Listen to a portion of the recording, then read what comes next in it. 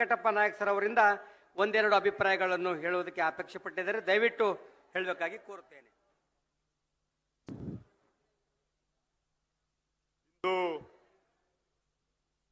ಸೇಡಂ ವಿಧಾನಸಭಾ ಕ್ಷೇತ್ರದ ಜನರೊಂದಿಗೆ ಜನತಾದಳ ಕಾರ್ಯಕ್ರಮದ ಉದ್ಘಾಟನೆ ಮಾಡಿರತಕ್ಕಂಥ ನಮ್ಮ ರಾಜ್ಯ ಯುವ ಘಟಕದ ಅಧ್ಯಕ್ಷರು, ನಮ್ಮ ಯುವ ನಾಯಕರು ಆಗಿರತಕ್ಕಂಥ ಸನ್ಮಾನ್ಯ ಶ್ರೀ ನಿಖಿಲ್ ಕುಮಾರಸ್ವಾಮಿ ಅವರೇ, ವೇದಿಕೆ ಮೇಲೆ ಉಪಸ್ಥಿತಿರತಕ್ಕಂಥ ಕಲ್ಯಾಣ ಕರ್ನಾಟಕದ ನಮ್ಮ ಭಾಗದ ಮುಖಂಡರು, ಹಿರಿಯರು, ಮಾಜಿ ಸಚಿವರಾಗಿರ್ತಕ್ಕಂಥ ನಮ್ಮ ನಾಯಕರಾಗಿರ್ತಕ್ಕಂಥ ಶ್ರೀ ಬಂಡೆಪ್ಪ ಕಾಶಂಪುರ್ ಅವರೇ, ಮಾಜಿ ಶಾಸಕರು ಹಿರಿಯರಾಗಿರ್ತಕ್ಕಂಥ ದೊಡ್ಡಪ್ಪ ಗೌಡ ಪಾಟೀಲ್ ನರಿಬೋಳ ಅವರೇ, ಈ ಕಾರ್ಯಕ್ರಮದ ನೇತೃತ್ವವನ್ನು ವಹಿಸಿರ್ತಕ್ಕಂಥ ಜಿಲ್ಲಾ ಘಟಕದ ಅಧ್ಯಕ್ಷರು, ಆತ್ಮೀಯರು, ಸಹೋದರರಾಗಿರ್ತಕ್ಕಂಥ ಶ್ರೀ ಬಾಲರಾಜ್ ಗುತ್ತೇದಾರ್ ಅವರೇ, ನಾಸೀರ್ ಹುಸೇನ್ ಉಸ್ತಾದ್ ಅವರೇ, ನಮ್ಮ ಮಹೇಶ್ವರಿ ವಾಲಿ ಅವರೇ, ಗುರುರಾಜ್ ಹುಣಸೆ ಮರೆ ಅವರೇ, ಹಾಗೂ ಕೃಷ್ಣಾರೆಡ್ಡಿ ಅವರೇ, ನಾಟೇಕರ್ ಅವರೇ, ನಮ್ಮ ಅಭ್ಯರ್ಥಿ ವಿಧಾನಸಭಾ ಕ್ಷೇತ್ರದ ಅಭ್ಯರ್ಥಿ ಇಂದಿನ ಎಲ್ಲ ಇಲ್ಲಿ ವೇದಿಕೆ ಮೇಲೆ ಸೇರಿರ್ತಕ್ಕಂಥ ಎಲ್ಲ ಗಣ್ಯಮಾನ್ಯರೇ,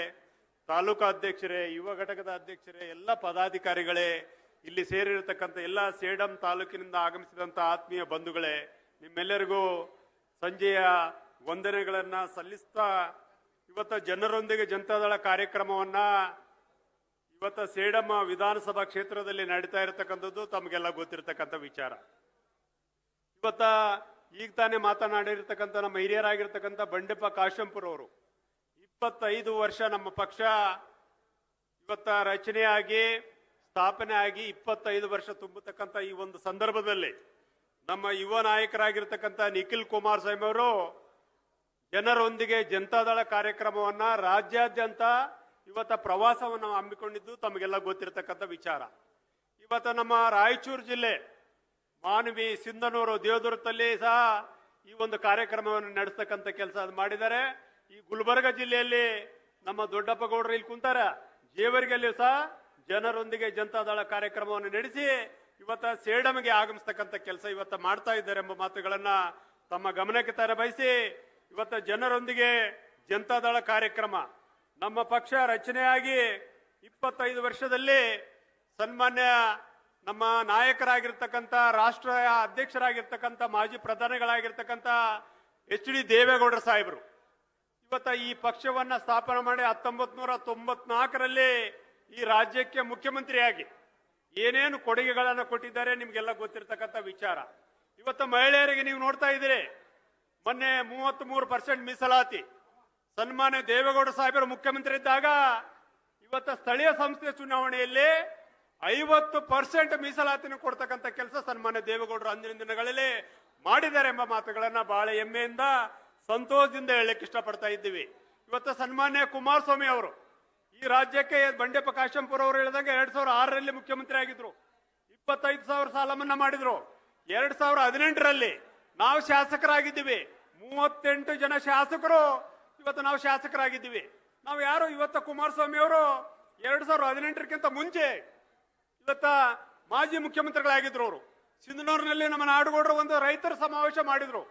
ಅಲ್ಲಿ ಎಲ್ಲ ರೈತರ ತಾಯಂದ್ರನ್ನ ಯಾರು ರೈತರು ಆತ್ಮಹತ್ಯೆ ಮಾಡ್ಕೊಂಡಿದ್ದಾರೆ ಅವರ ಕುಟುಂಬದವ್ರನ್ನ ಕರೆಸಿ ಇವತ್ತ ಅವರಿಗೆ ಸಾಂತ್ವನ ಹೇಳಬೇಕು, ಅವರಿಗೆ ಧೈರ್ಯ ತುಂಬಬೇಕಂತೇಳಿ ಕರೆಸಿ ಒಂದೊಂದು ಕುಟುಂಬಕ್ಕ 50,000 ಪರಿಹಾರ ಕೊಡೋದ್ರ ಮೂಲಕ ಅವರಿಗೆ ಧೈರ್ಯ ತುಂಬತಕ್ಕಂಥ ಕೆಲಸ ಸನ್ಮಾನ್ಯ ಕುಮಾರಸ್ವಾಮಿ ಅವರು ಅಂದು ಮಾಡಿದ್ರು ಎಂಬ ಮಾತುಗಳನ್ನ ಈ ಸಂದರ್ಭದಲ್ಲಿ ಹೇಳಲಿಕ್ಕೆ ಇಷ್ಟಪಡ್ತೀನಿ.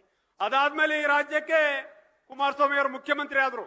ನಾವು 38 ಜನ ಶಾಸಕರು ಯಾರು ರೈತರ ಸಾಲ ಮನ್ನಾ ಮಾಡಂತ ನಾವು ಯಾರು ಕೇಳಲಿಲ್ಲ.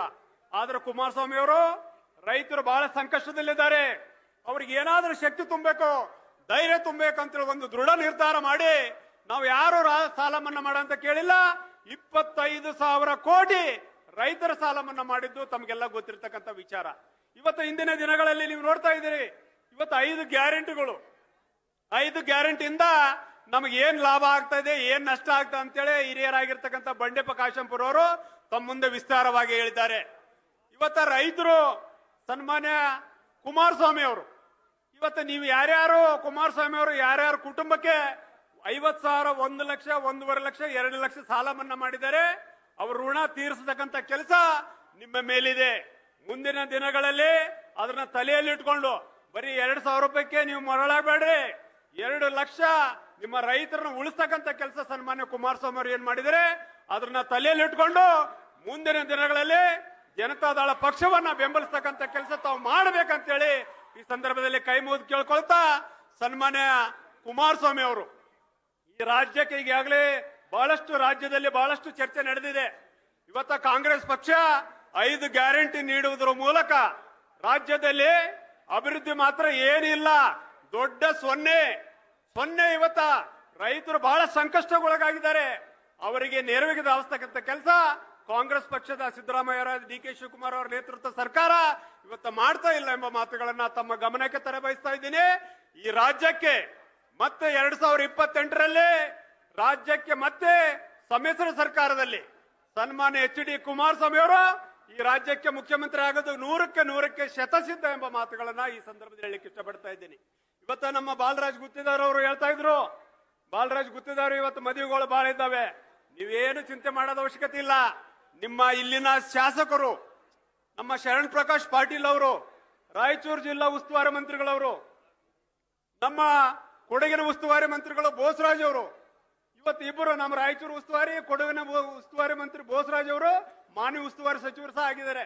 ಪ್ರತಿಯೊಂದು ಕಾರ್ಯಕ್ರಮದಲ್ಲಿ ಇವತ್ತು ಶಾಸಕರ ಜೊತೆಗೆ ಭೇಟಿ ಕೊಡ್ತಕ್ಕಂಥ ಕೆಲಸ, ಪ್ರತಿಯೊಂದು ಕೆಲಸ ಕಾರ್ಯಗಳನ್ನು ಮಾಡ್ತಾ ಇದ್ದಾರೆ.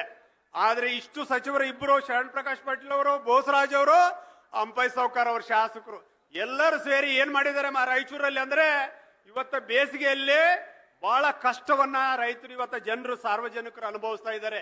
ಇವತ್ತಿಗೂ ಇವತ್ತೇನ ಶುದ್ಧವಾದ ಕುಡಿಯ ನೀರನ್ನ ಒದಗಿಸ್ತಕ್ಕಂಥ ಕೆಲಸ ಇವ್ರ ಕೈಲೇ ಆಗಿಲ್ಲ ಎಂಬ ಮಾತುಗಳನ್ನ ಈ ಸಂದರ್ಭದಲ್ಲಿ ಹೇಳಲಿಕ್ಕೆ ಇಷ್ಟಪಡ್ತೀನಿ. ಸಂಪೂರ್ಣ ವಿಫಲರಾಗಿದ್ದಾರೆ. ಆ ನಿಟ್ಟಿನಲ್ಲಿ ಬಾಲರಾಜ್ ಗುತ್ತಿದಾರ್ ಅವರೇ, ನೀವೇನು ಹೆದರದ ಅವಶ್ಯಕತೆ ಇಲ್ಲ.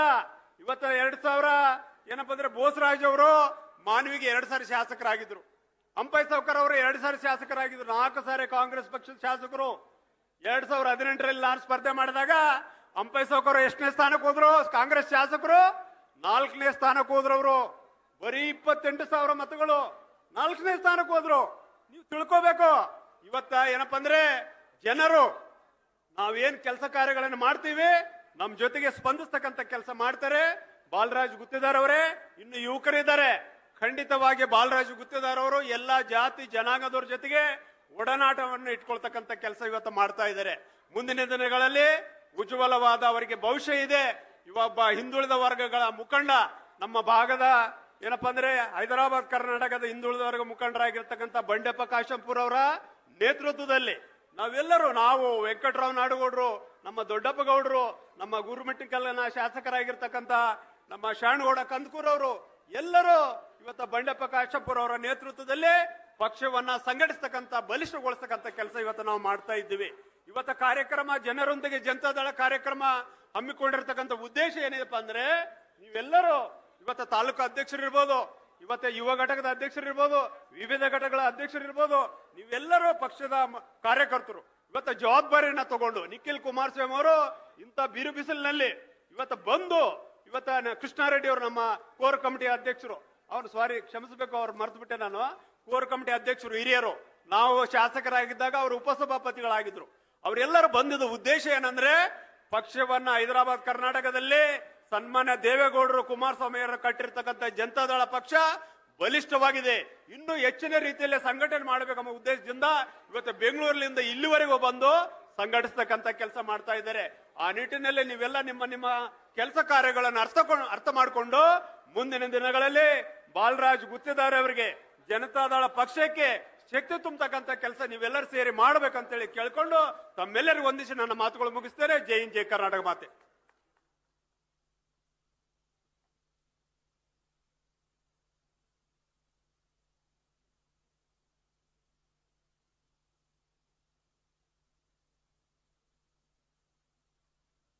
ಅತ್ಯಂತ ಪಕ್ಷದ ಮೇಲಿನ ಅಭಿಮಾನದಿಂದ ಜೆಡಿಎಸ್ ಪಕ್ಷವನ್ನು ಬೆಳ್ಳಿ ಹಬ್ಬವನ್ನು ಆಚರಿಸಿಕೊಂಡಿರುವ ಸಂದರ್ಭದಲ್ಲಿ